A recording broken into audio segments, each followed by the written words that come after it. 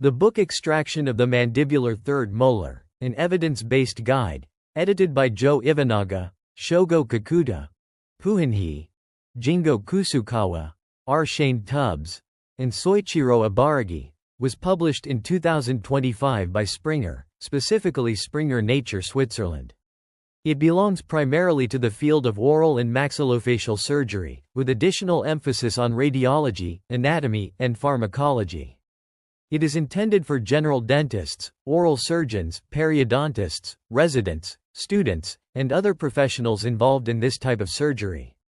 Its aim is not merely to explain the technique of mandibular third molar extraction, but to integrate indications, anatomy, imaging, medical risk, selection of the appropriate procedure, and prevention of complications. The importance of the topic arises from the potential neurological, infectious, hemorrhagic, and osseous complications. The book contains 27 chapters organized into 5 sections. These sections progress from anatomy, radiology, and indications through complications and surgical technique to preoperative assessment and clinical cases. The overall logic is good, although the preoperative evaluation is placed after the discussion of surgical technique, which is less natural than the sequence followed in actual clinical practice. For this reason, the book functions better as a reference manual than as a linear textbook. Its scientific value is substantial, although uneven.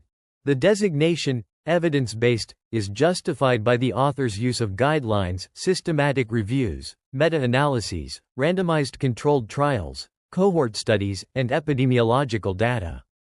The chapter on indications explicitly compares several guidelines and positions of professional organizations. However, this is not a clinical guideline in which every recommendation is consistently graded according to the quality of evidence. For rare complications and certain techniques, reliance on observational studies, case reports, and the author's experience is necessarily greater. Therefore, what the authors recommend should not automatically be presented as a fact supported by a high level of evidence. The bibliography is broad and relevant, although uneven in terms of publication date. Fundamental older studies have an appropriate place, whereas pharmacotherapy and guideline-based recommendations should be supplemented with the most recent sources. One of the strongest chapters addresses indications for extraction of an asymptomatic third molar without obvious pathology. The authors clearly demonstrate that complete consensus does not exist. A symptomatic or pathologically affected tooth generally has a clearer indication for removal, whereas prophylactic extraction of a disease-free tooth remains the subject of differing professional positions. Independent review of current sources confirms this distinction.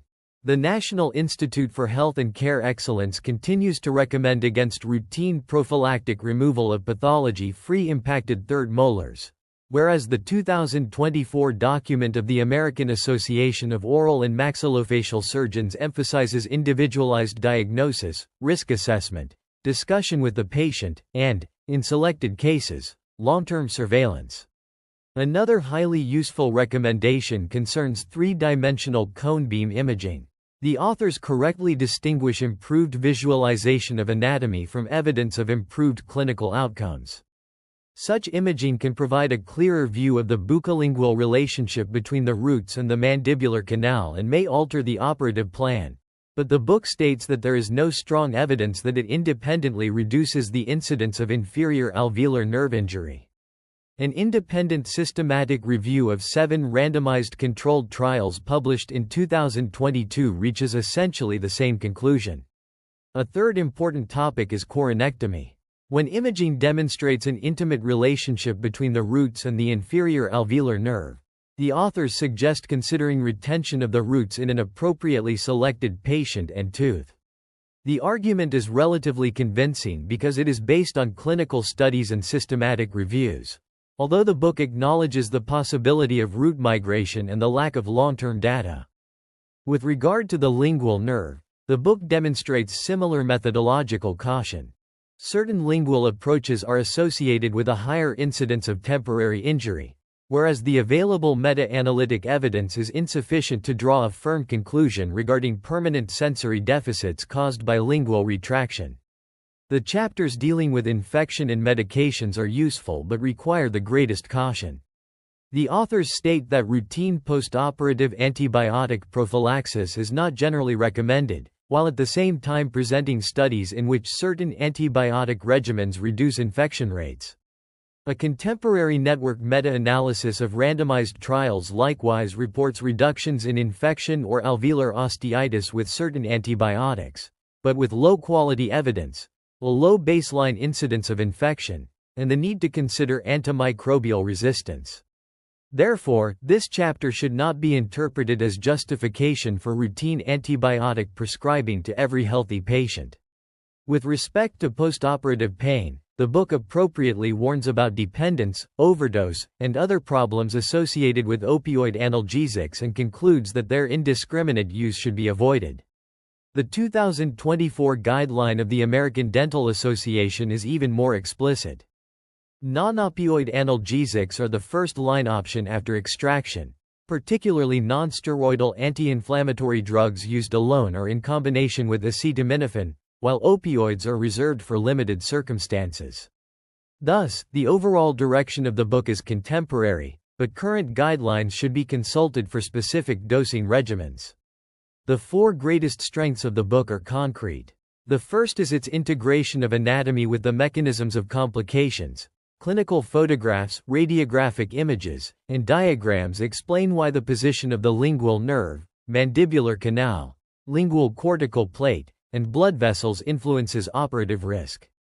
The second is the breadth of its coverage of complications, ranging from neurological injuries and hemorrhage to displacement, fracture, infection, and quality of life.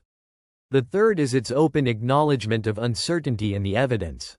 The fourth is the considerable practical value of the clinical cases, in which imaging findings, risk assessment, and operative steps are placed within the same context. At the same time, this facilitates more realistic patient counseling regarding risks and alternatives. The most important weaknesses are the uneven level of evidence across chapters, the absence of a unified system for grading recommendations, and the lack of a greater number of concise, if then, algorithms that would make decision-making easier for less experienced readers. Certain areas can become outdated rapidly. Antibiotics, analgesics, interruption of antiresorptive or antithrombotic therapy, and criteria for additional imaging must be checked against the most recent guidelines.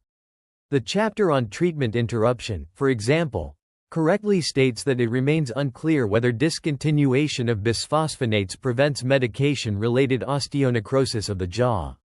This is an important reminder that the book should be used as a foundation for clinical reasoning rather than as an immutable protocol. Based on the available sources, it cannot be stated with confidence that every recommendation in the book represents the highest currently available level of evidence. For students, the book is excellent supplementary reading, but it is too detailed to serve as the sole introductory textbook. For younger dentists and general practitioners, it is useful for case selection, imaging decisions, and determining when referral is appropriate. Oral surgery residents are likely to benefit the most because they can integrate anatomy, technique, complications, and clinical cases. For specialists and faculty members, it is useful as a reference and teaching atlas. The three most important professional concepts are these. Decision-making regarding a third molar begins with the indication and risk assessment, not with the instrument. More imaging does not automatically mean a better outcome, and additional diagnostic imaging should answer a specific clinical question. And the best prevention of a complication may sometimes be a change in the treatment plan, observation, coronectomy, postponement, or referral to a more experienced surgeon, rather than attempting to manage every case with the same technique. Does the book deserve a place in a professional library? Yes, if you regularly assess or surgically remove mandibular third molars. I would recommend it most strongly to residents, oral surgeons, and general dentists who perform more demanding extractions. It can reasonably be skipped by colleagues who are practically uninvolved in this procedure and by highly experienced specialists who already routinely use current guidelines and comprehensive surgical atlases. Its greatest value lies in integrating anatomy, radiology, complications, surgical technique, and real clinical cases. Its greatest weakness is the uneven level of evidence and the absence of a unified grading system for recommendations. It is best used as a clinical reference manual and advanced supplementary resource rather than as the sole protocol for practice. Is it worth the time required to read it? If you remove mandibular third molars or decide who should perform these extractions, yes. If not, reading the entire book is probably not the best use of your time.